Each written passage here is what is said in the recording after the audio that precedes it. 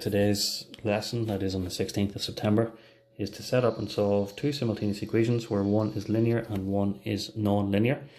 These questions are from the CA practice book. And how do we know that there is a non-linear part? Well, this x squared term, these x squared and y squared terms mean that they're non-linear.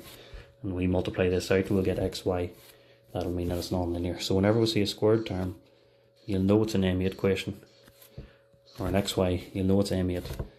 And that it's a non-linear simultaneous equation question. Looking at the first question, part A, let's just change that. If we look at this equation, this is the non-linear equation and it has y in terms of x. So what I'm going to do is I'm going to take that y equals x squared plus 1 and substitute it into equation A. Okay, so that means if equation A is y plus x minus 3, then this y can be written as x squared plus 1 from here. So whenever we change this y to x squared plus 1, it means that we're only dealing with x's and x squareds.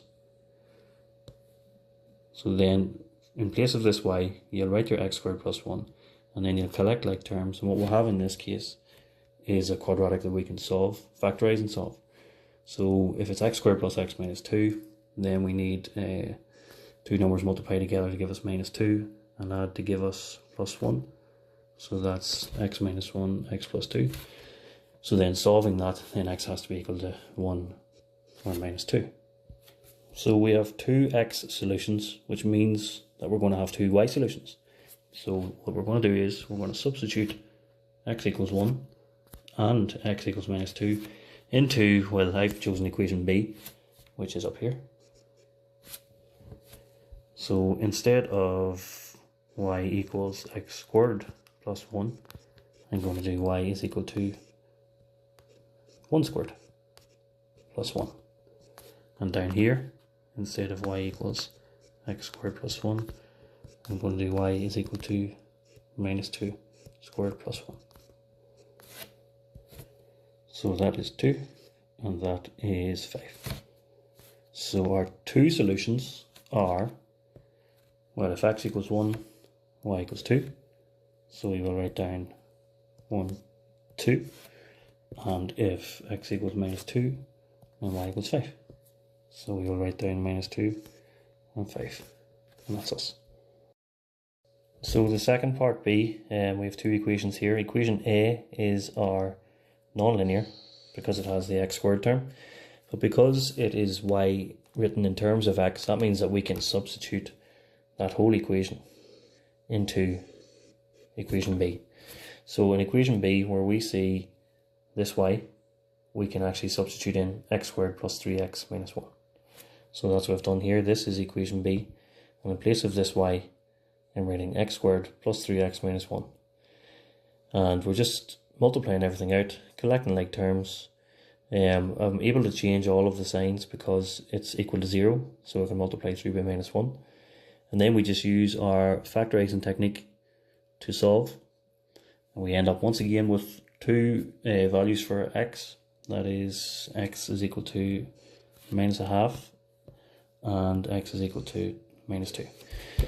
Now, what we can do is we can substitute them into equation B or equation A, it doesn't matter.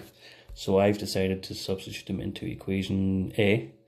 So first of all, substitute x is equal to minus a half into, that's equation A. So then we have minus a half squared plus 3 times minus a half minus 1. And also we have minus 2 substituted into equation A. So then we have minus 2 squared plus 3 times minus 2 and then minus 1. So using the calculator we get minus 9 over 4 and minus 3. So our solutions then are x is equal to minus a half and y is equal to minus 9 over 4.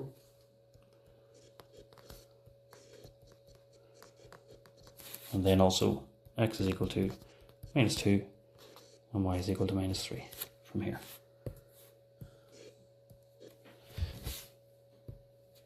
There you go. And I'm just going to start this one. I'm not going to finish it because this is slightly different. If we look at our two equations A and B here, you'll see that neither of them are written x equals or y equals. On both of them we have x and y on the one side. So before we can do any substituting, we have to do a bit of rearranging. So the first thing we want to do is rearrange equation A. So if it is x plus y is equal to 3, well, what I'm going to do is I am going to rewrite it as y is equal to 3 minus x. Now we have y in terms of x.